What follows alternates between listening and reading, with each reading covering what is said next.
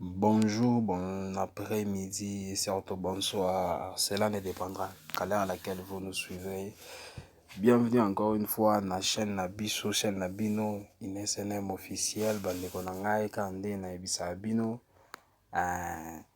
Bona, bonne année kaka, bonne fête ebele kaka bino tout bebi to a continuer à sika. Donc, peut souhaiter bino kava meilleur vœu. Bonne fête chez vous. Le système est propre. Bandeko na ngai ya koloba ezali yango boyoki biso lisusu. Kaka nde na ebisa bino soki ya koloba eza te bokoyoka pe bokomona biso te. Ka système boyebi bino moko ndenge boyoki biso ndenge bomoni biso. Donc ya koloba ezali na système moko kaka propre bandeko na ngai. Kaka ndenge na bando yebisa bino, je m'excuse. Toye lisusu na makambo ya polémique oyo circulé entre Maître Gims na Fally Ipupa bandeko na ngai.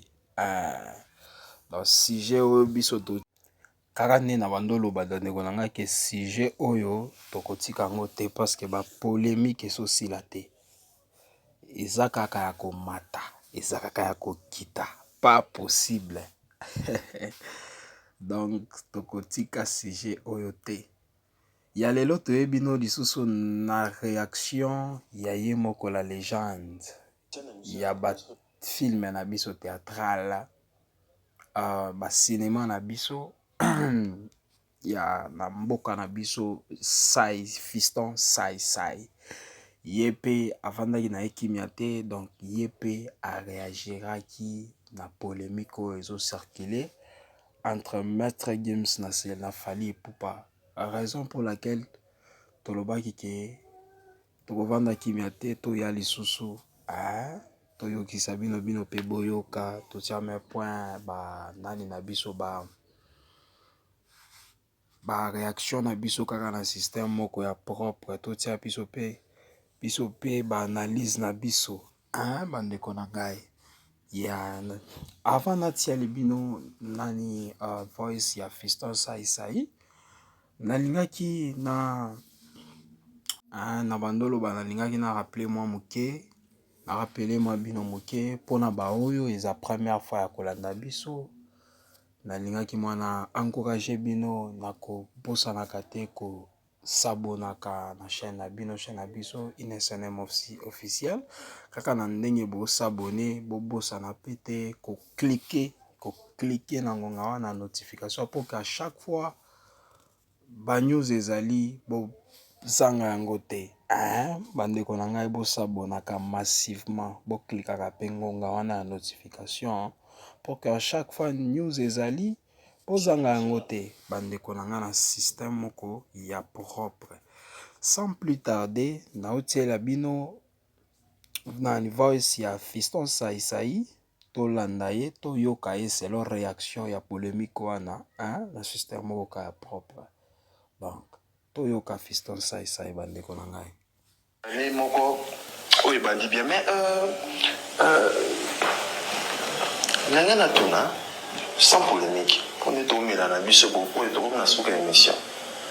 On va na rovani bomoni débat ya ba musicien. Débat ba musicien. Na assire aux artistes au chaque point au tchara ba musicien. Mais c'est une émission en place no tchara. Maître Gims a représenté à Nîmes pour la musique à Congo. Pour qui tu veux? T'es aussi mauvais, c'est bien. Au cours na mate question na phrase de lobby sans polémique.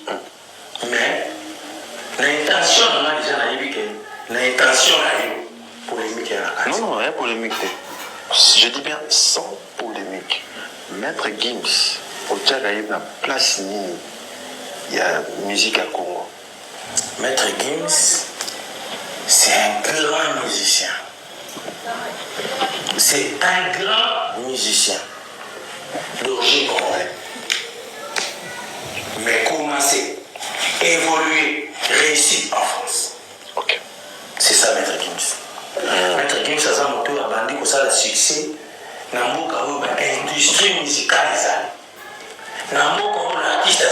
Et dans mon parole, c'est ça. Est-ce qu'aujourd'hui on peut comparer Maître Gims à Fally? Non. Des choses différentes, des personnages différents, des parcours différents, des bidongas différents. Jamais. Plus haut, on a Fally, on a Maître Gims. Fally avec qui? Pardon? Fally avec qui? Avec qui nani? Hein? Fally avec qui nani? Avec Maître Gims. Na ba point ni Fally avec qui Maître Gims? Fally avec Maître Gims, dans le sens que à une musique banane en boca, amener un petit place qui s'est bandé musique. 8000 km. Yo sakana rolongane loko makolo ti yo koma na mopoto. Fally a ramené la musique locale, à internationaliser à quel na nini. Aujourd'hui, Maître Gims joue la musique comme un Français d'origine congolais. Le Congo bénéficie de Maître Gims par son origine. Mais l'Ongola origine congolaise. Maître Gims restera Maître Gims, même si tu es origine camerounaise. Origine malienne. Osaka Maître Gims. Mais Fally a ramené la musique à cette d'origine congolaise, mais originaire ya Congo, à une musique ya Congo, à Kenango. C'est différent. Ils ont des parcours différents. Maître Gims a bandé musique et si Oyo n'a pas dit que il a droit d'auteur à m'écouter. Soko yebi o banda musique on a un manager ya solo. Mais Fally ba banda musique o ka manager. O pourtant Maître Gims a banda musique manager nena. O ka monsieur Rousseau Rachel. Catherine Bobran. Mais faire la musique il y a Paul Okamba. Fally la musique il y a Yambutu Diladila. Parce que Yambutu Diladila il y a Atika Anzela. Maître Gims est à classe mon sous. Mon frère. Pardon. Maître Gims est à classe mon sous. Il y a les colos toi essayer. Il y a les colos. Mais ce qu'on Fally si on est ni avec Gims. Nous, on parle du Congo. On parle comme des Congolais. Et on a vu sûr que Baza Congolais, mais Maître Gims aujourd'hui, par rapport à sa musique, le Congo bénéficie seulement de son origine. Maître Gims, d'origine congolais. Mais Maître Gims, quand il joue en France, c'est comme quand Fally joue à Bandal. Selon vous, en quelle année? À l'époque, nous n'attendons ni Fally à comment qui se connaît à Maître Gims. Tant que Fally, si concernant la poto état africain. Est-ce que vous dites que na poto pour concert raison baluka même na ba négociation payant. Babi mi sapé na mongo, baluka groupe moi ba artiste ba ke négocier na ba combattant et simbate. Biso kanisa ke mukulu Kabila olongwa. Tozo président mosusu akota, kombe aussi la malamoko, mais webi ke kaka ba combattant oyo. Bazalaki contre Kabila. Tant le président Félix Aye, fini à bouton. Babomi interprété côté Kabila, Félix côté président Félix. Combien continue? Fally, tant que tout le monde a pena que moi na Congo, Batumba Penda Lyon, gare stratégique il y a France. Mais à Betty Kaka, le jeu a commis dangereux. Quand on a monté pendant les combattants qui na TV babi non muto to comprendre France bazo contre la bakomi bato ba science ba France la bakomi ba mi basi bakomi mi bali ndanga nini bakote lié makasi boy bande konanga j'espère bien que biso tout toyoki moi selon Sai artiste comédien na biso Fiston Sai ndenge ya pesi moi avinae ndenge ya pesi moi selon ba propos na esungi na koloba ndenge na bongo Car nde na bisaki bino bandeko na nga bato wana eza bato à comparer bango te. J'espère que très bien biso tout oyoki sai yawa. Biso tout oyoki ndenge alobi correctement parce que tolandi malembe donc à éclaircifier biloko. Alobi na ndenge kaka ki biloba loba te mais apesi moi ba détail moko boye. Ata oza na moyen de comprendre te, au finir toujours par comprendre. J'espère que vous surtout tout compris. Tout comprendre plutôt, je m'excuse.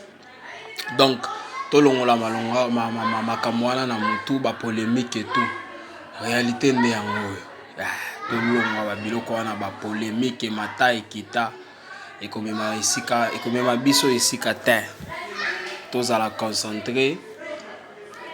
Na musique na biso tous à la concentrer na ba artiste na biso to pesa bango force na amour ba kende liboso bango nde ba osala musique na biso e mata kaka nde na ebisa bino to compare bango te si à la vérité la réalité à dire to kolo bango ka ndenge boyoki analyse à artiste comédien na biso Fiston Sai donc analyser yango très bien avec intelligence. Na ba détail moko boye et ça la mo comprendre ya kaka na ndenge ya moko bandeko na ngai na mokili ya Nzambe o atieli biso to longola ka biloko wana ya compétition biloko wana ya non oyo akomi osala komi mimona le tika nga pe na sala boye ekomba lokola bokomi osala compétition wana ezaka mabe. Biloko wana compétition et c'est la kamabe et bandaka bien beaucoup ça la ba compétition mais à la fin bato bakufaka ba perdre ba biloko donc dans la vie biloko compétition et ça la bien te vis ta vie selon tes moyens oza moi na opesa moi conseil car na ndinga bien mais na nzela ya polémique oza na katikati ya ba artiste na biso Fali Ipupa Aigle na Maître Gims de na okotaka na nzela analyse na pesa moi conseil moke bandeko na ngai biloko ya compétition ezalaka bien te soki tomoni bango très